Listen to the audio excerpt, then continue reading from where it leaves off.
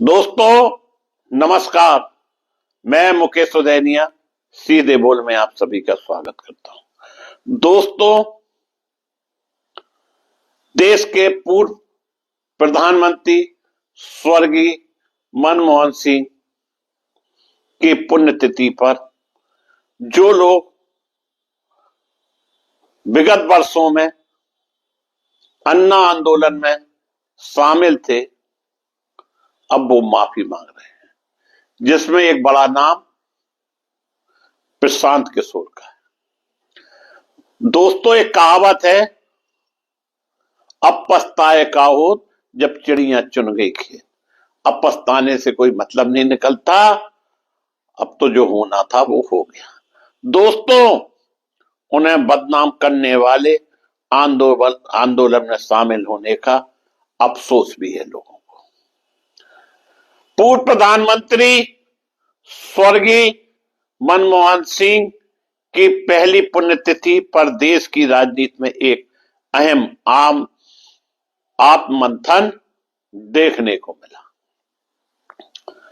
वरिष्ठ अधिवक्ता और सामाजिक कार्यकर्ता प्रशांत भूषण ने अन्ना हजारे के नेतृत्व वाले भ्रष्टाचार विरोधी आंदोलन में अपनी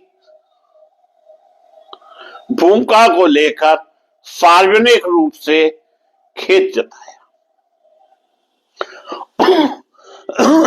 दोस्तों, उन्होंने कहा कि वह ऐसे आंदोलन का हिस्सा बने जिसने एक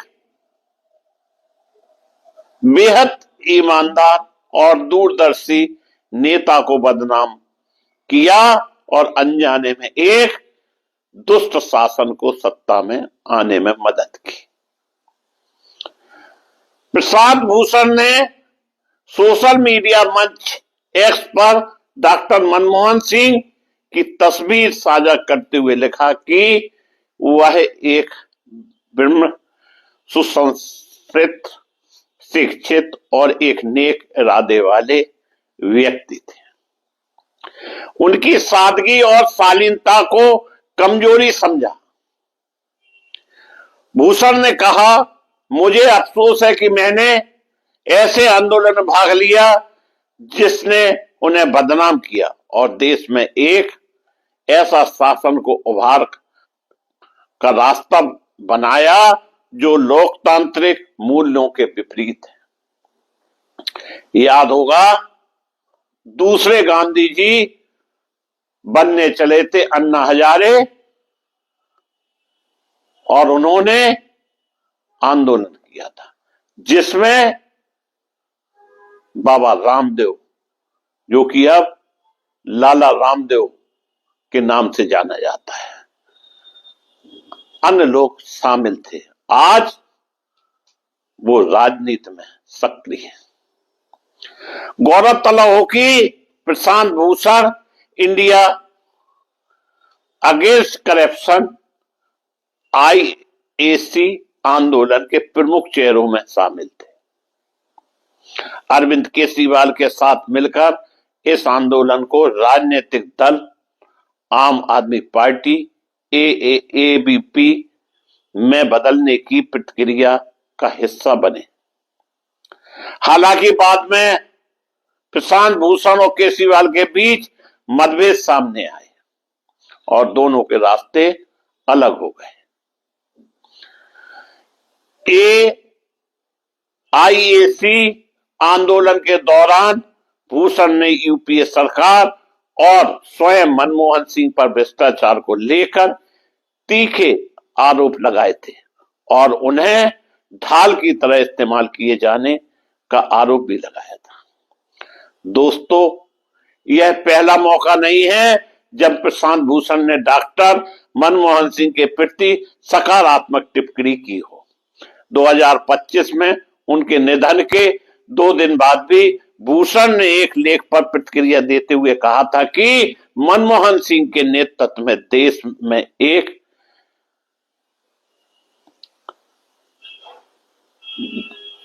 निडर और जनरेटर स्टेट देखा, जहां समाज देशी और दीर्घकालीन राष्ट्रीय हित की सोच थी। उन्होंने मौजूदा शासन से तुलना करते हुए दोनों के बीच फर्क को बेहद स्पष्ट बताया था। उधर कांग्रेस पार्टी ने भी डॉक्टर मनमोहन सिंह की पुण्यतिथि पर उन्हें श्रद्धांजलि अर्पित की। कांग्रेस अध्यक्ष मल्लिकार्जुन खड़गे और लोकसभा में नेता प्रतिपक्ष राहुल गांधी ने 24 अकबर रोड स्थित पार्टी कार्यालय में उनके चित्र पर पुष्पांजलि अर्पित की। खड़गे ने मनमोहन सिंह की पत्नी गुरशरण कौर को पत्र लिखकर उन्हें भारतीय लोकतंत्र की उन दुर्लभ विभूतियों में बताया जिन्होंने ज्ञान, नीति और नैतिकता के सर्वोच्च मापदंड स्थापित किए। खड़गे ने कहा कि 1991 में वित्त मंत्री के रूप में मनमोहन सिंह ने ऐतिहासिक आर्थिक सुधारों के जरिए भारत को आर्थिक संकट से बाहर निकाला और उदारीकरण, निजीकरण तथा वैश्वीकरण की नीतियों से मजबूत विकास की नींव रखी।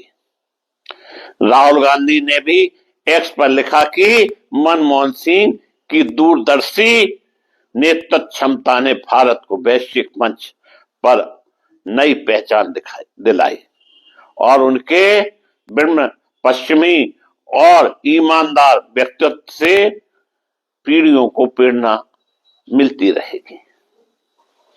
जबकि जो वकील प्रशांत भूषण आज माफी मांग रहे हैं, उन्होंने आरोप लगाया था कि मनमोहन सिंह ने अपने मंत्रिमंडल साथियों के साथ भ्रष्टाचार को देखकर आंखें मूंद लेते थे। यह आरोप वित्त मंत्री स्वर्गीय प्रणब मुखर्जी, जो कि बाद में देश के राष्ट्रपति बन गए थे, इसके अलावा 13 वरिष्ठ मंत्रियों पर भ्रष्टाचार के आरोप लगाए थे। इसके जवाब में देश के पूर्व प्रधानमंत्री स्वर्गीय मनमोहन सिंह ने कहा था कि अगर अन्ना हजारे की टीम की ओर से उन पर आरोप लगाए गए हैं वह साबित हो तो सार्वजनिक रूप से जीवन से संन्यास ले लेंगे। यह बात उन्होंने बर्मा से भारत लौटते हुए पत्रकारों से बात करते हुए आरोपों को गैर जिम्मेदाराना और दुर्भाग्यपूर्ण करार दिया था। यह बात 29 मई 2012 को बीबीसी में प्रकाशित हुई थी। दोस्तों, याद कीजिए अन्ना आंदोलन, जिसमें पूरे देश में आग लग गई थी कि कांग्रेस भ्रष्ट है और मनमोहन सिंह ने जो देश को दिया है उसे भुलाया नहीं जा सकता है। निश्चित तौर पर आज लोगों के मन में गलानी हो रही होगी कि उन्होंने गलत फैसला ले लिया था। यह आंदोलन प्रायोजित था और इसमें बड़े बड़े लोग शामिल थे कि एन कैन प्रकार ने किसी भी तरह उन्हें कांग्रेस की सत्ता गिराना था।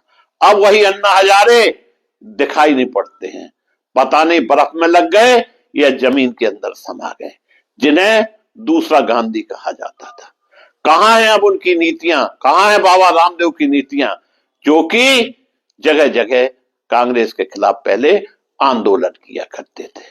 मैं मुकेश उदैनिया पुनः आप सभी को धन्यवाद देता हुआ अपनी बात समाप्त करता हूं।